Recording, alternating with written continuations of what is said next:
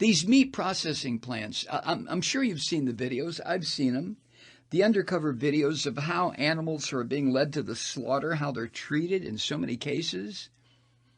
I had my own horrific experience at a Swift & Company hog slaughterhouse in South Georgia, 45 years ago. And it stays, it'll be in the next book that I write, and it stays in my mind, what I saw, what I witnessed. The panic of those hogs who were all penned together. You talk about no space, but they were there to be slaughtered. And they knew it. They fucking knew it. At least they seemed to. So yeah, and after that, listen, I couldn't wait to go have a bacon, lettuce, and tomato sandwich. It's how crazy we are, or I am. So Trump last night signed an executive order compelling meat processors to remain open to head off shortages in the nation's dead animal supply chain. Oh, come on, Malloy, you're not going to call it dead animal, are you? Call it meat. Oh, fuck no, I'm going to call it dead animal. All this in spite of mounting reports. Trump signed this executive order, mounting reports of plant workers dying. Is there irony there? Is there some fucking irony there that is just, it's beyond Trump. It's probably beyond any meat eater or any Republican or any Republican meat-eating Christian. The irony that's there, people working in slaughterhouses are dropping fucking dead from a virus. And it's being spread among the people in the animal slaughtering places by a little microbe. And the little microbe is just going from worker to worker. Kill you, motherfucker. Make you sick, motherfucker. Kill you, motherfucker. And they continue to process dead animals. Jesus Christ. So how did Trump do it? He invoked the Defense Production Act. Now, when asked to do that, this filthy son of a bitch, when asked to do that to produce more ventilators or more PPEs or more this or more that to fight this virus, this filthy son of a bitch Trump wouldn't do it. But because some of his biggest donors are these white, male, Christian, neo-fascist son of a bitches who provide Trump with money for his re-election campaign, those people Trump will respond to. And he did. Now, under Trump's order, according to the Washington Post, the government will provide additional protective gear for employees as well as guidance? That's what it says here. Guidance from this Trump fuck? Guidance? That's according to, listen to this, according to a person familiar with the action who spoke about the order before it was signed by the president and who was not authorized to disclose details of the order. Jesus Christ.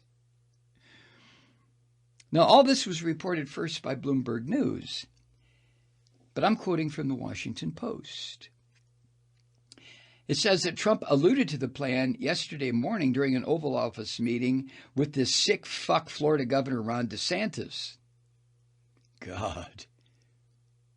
Trump said, quote, "We're going to sign an executive order today, I believe. It was a very unique circumstance because of liability," end quote. What the fuck does that mean? First of all, there's no such thing as very unique. Somebody should tell him, Trump, you don't use an adjective or a modifier of any sort with the word unique. It's either unique or it isn't. Oh my God, I hear the voice of my 7th grade English teacher in that. Where was I?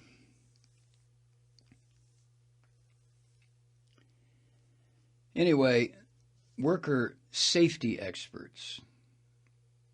not government, but worker safety experts say that Trump's order will prevent local health officials in Iowa or Minnesota or Nebraska, wherever these huge abattoirs are, these huge slaughterhouses, these huge dead animal slicing and dicing factories are. It'll prevent local health officials who have to deal with the sickness coming out of these plants. And right now I'm only talking about COVID-19. It'll prevent those local health officials from ordering meat companies to use the most effective weapon available to protect their employees from COVID-19, and that is close the fucking place down for now.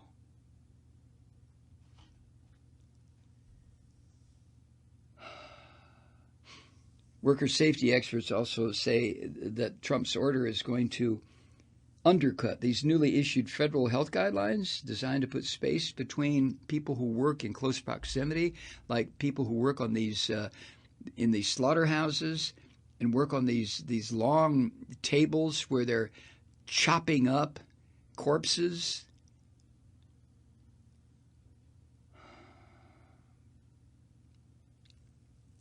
Now, according to Post, the dumb fuck has not publicly explained which provisions within the Act, the Defense Production Act, he'll rely on to compel slaughterhouses to remain open or to grant companies protection from workplace safety requirements. In other words, the safety requirements are in place. OSHA, all these different federal regulatory agencies that have been designed and empowered because capitalism doesn't give a fuck if you live or die.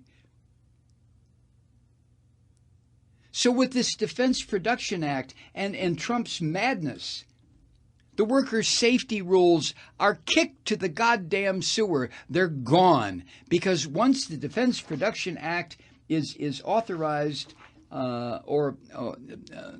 authorized in a situation like a slaughterhouse, all the rules go out the window. Now, let's not pretend for one goddamn second that capitalist America or the government of the United States gives a shit about these workers. The truth is, they're mostly Latino. They're paid shit wages. They're not given benefits. They work in unhealthy conditions. But all of a sudden, well, these workers will be put out, have no place to go to work. What about their mortgages? They don't have mortgages. They have rental payments. Are you kidding me? Now, what's the answer? We can't just turn, 20, 30, 40, 50,000 slaughterhouse workers into the street. So what do? We think. We use our fucking heads and we think and we figure out a way to provide employment in the food service or in the food industry, but not in the slaughtering, murdering, killing, stabbing, slicing, cutting sickness industry that is now the meat packing, the meat processing or the industry in this country. God.